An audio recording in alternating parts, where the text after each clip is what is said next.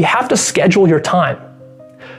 Don't just stuff studying into cracks in your schedule. Your schedule should be built around studying. What does this mean? This means have an exact set time during the day when you start to study. For me, I remember it was about 6 p.m.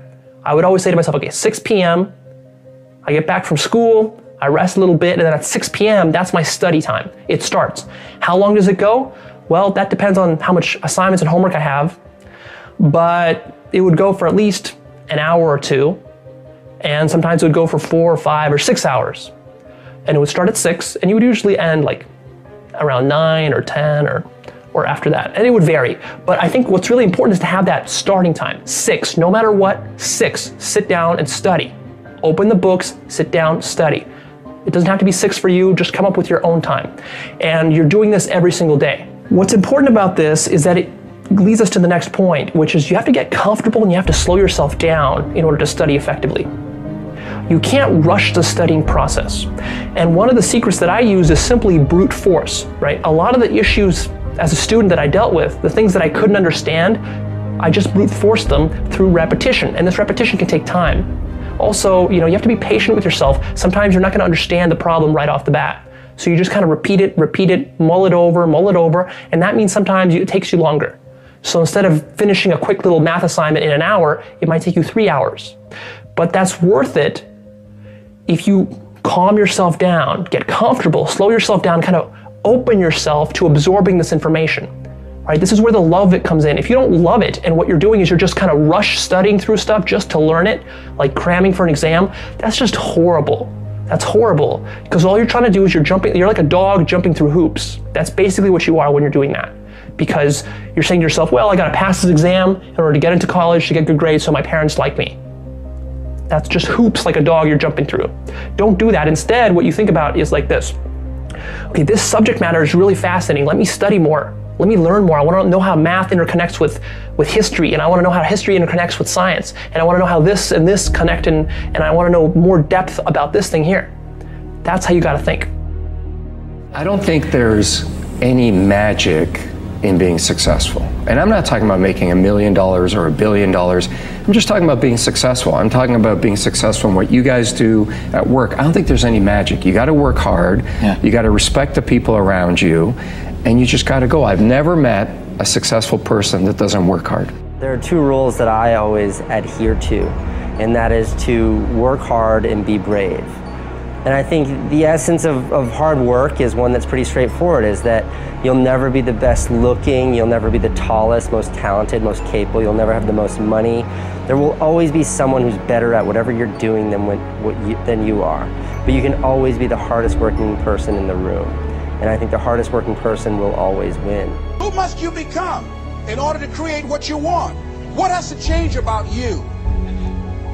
What is it that you're doing right now that would be a liability for you? As you begin to look toward the future and take inventory of yourself, what is it about you right now that you've got to leave this behind because this no longer fits? Looking at where you want to go and the kind of person that you must become, the kind of standards that you have for you. What is it that you must do differently? Your mind of all distractions. I used to hold the record for the fastest to memorize a deck of cards in the United States.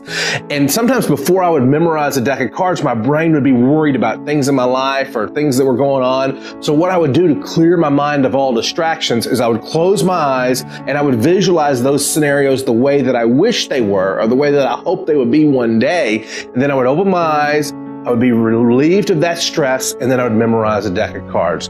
Clear your mind of all distractions. Maybe close your eyes and visualize the things the way you wish they could be, and then focus on your studying. Depending upon how well you want to do, particularly if you're starting a company, you need to work super hard. So what does super hard mean? Well, when my brother and I were starting our first company, instead of getting an apartment, we just rented a small office and we slept on the couch.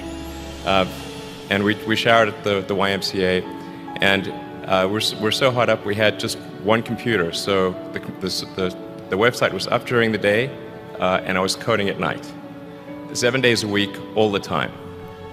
And I sort of briefly had a girlfriend in that period, and in order to be with me, she had to sleep in the office. So work hard, like, I mean, every waking hour. That's the thing I would say, particularly if you're starting a company. And I mean, if you do simple math, you say like, okay, if somebody else is working 50 hours and you're working 100, you'll get twice as much done in the course of a year as the other company. If you want to learn something faster, you must first and foremost know the connection between what you want to learn and your dream life, your real lifestyle that you want to have. I tell people all the time, like, don't just come up with things you want to learn, because guess what? We want to learn everything. By human build, we are curious animals. We're deathly curious. I mean, we are literally the curiosity killed the cat sort of society right now. Everyone wants to learn 50 new things immediately, but no one ever learns anything. Why? Because it's not real for them. It's a transient desire. If you want to become a great learner, it has to be attached to a dream life of yours. A true lifestyle that you see for yourself.